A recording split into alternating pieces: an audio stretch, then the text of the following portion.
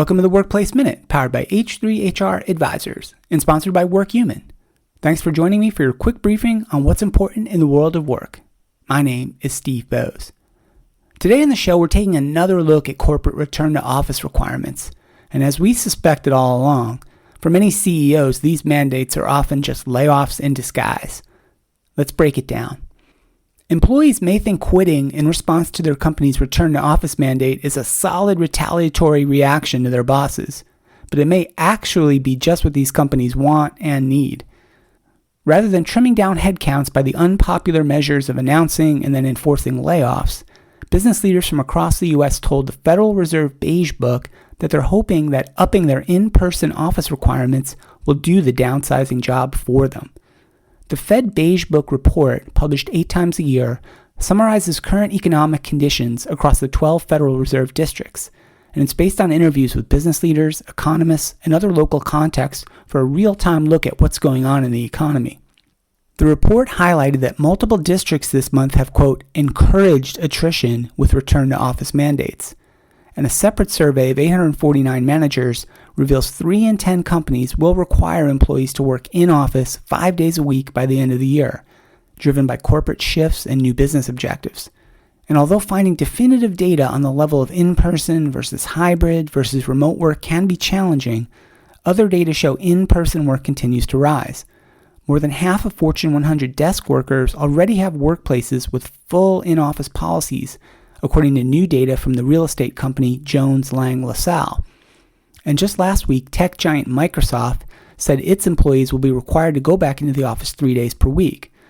Though Microsoft has had multiple rounds of layoffs this year, Amy Coleman, Executive Vice President and Chief People Officer, assured employees in a memo that this update is not about reducing headcount and is instead about working together in a way that enables us to meet our customers' needs.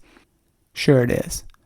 Unless it isn't solely about the collaboration and is more about the pretty decent chance that more than a few workers will end up walking away over the policy changes. While it seems for CEOs in-person work is the desired state, many workers unsurprisingly still feel differently. Almost half of workers say if their employer no longer allowed them to work from home, they'd be unlikely to stay at their job, including about a quarter who say they'd be very unlikely to stay, according to a 2025 poll by Pew Research Center. But even for the workers who ditched their jobs in response to more days commuting to the office, the grass might not be greener on the other side of the corporate job market. Across the white-collar job market, employment has looked increasingly frozen for job seekers. Non-degree earners like bartenders and baristas and hospitality jobs are seeing bigger wage growth than office workers right now, as demand for in-person job experiences has surged post-pandemic. Another nail in the coffin? AI technology. The Fed's Beige Book also referenced the technology that is assisting organizations with silently trimming down headcount. And as we've covered here previously on the Workplace Minute, entry-level tech jobs are increasingly under threat from the powerful AI technologies that are flooding the enterprise tech market. Though the Fed's research was published last week, it's not the first time CEOs have admitted return-to-office mandates were meant to make at least some of their staff quit. In 2024, a survey of over 1,500 United States managers found that a quarter of C-suite executives hope for some voluntary turnover among workers after implementing a return-to-office policy, with 1 in 5 HR professionals admitting that their in-office policy was meant to make some of the staff quit. But even though bosses are the ones making their staff come back in, they're the ones who are still notably zooming into what are meant to be in-person meetings themselves. In fact, 93% of CEOs say they don't go into the office full-time and have instead adopted flexible working patterns.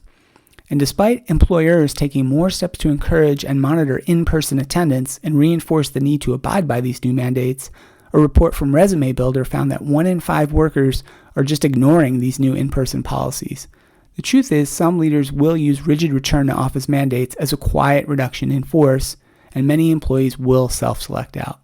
Pew Research found that 46% of remote-capable workers said they'd be unlikely to stay if work from home was eliminated, and a Gallup poll said 4 in 10 millennials would be extremely likely to job hunt if their flexibility was pulled.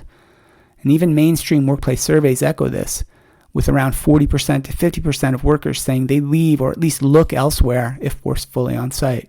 In short, mandate 5 days a week in person, and a meaningful share of employees will walk away. So after you read all the flowery language about culture and collaboration being behind these new initiatives, take a moment to think about what really might be happening and the real motivation behind these mandates. That's it for today. Thanks so much for listening, and a big thank you to WorkHuman for supporting the Workplace Minute. If this episode made you think about how your organization is managing the tension between remote and in-person work, please share it with a colleague. I'm Steve Boese, and this has been the Workplace Minute from H3 HR Advisors.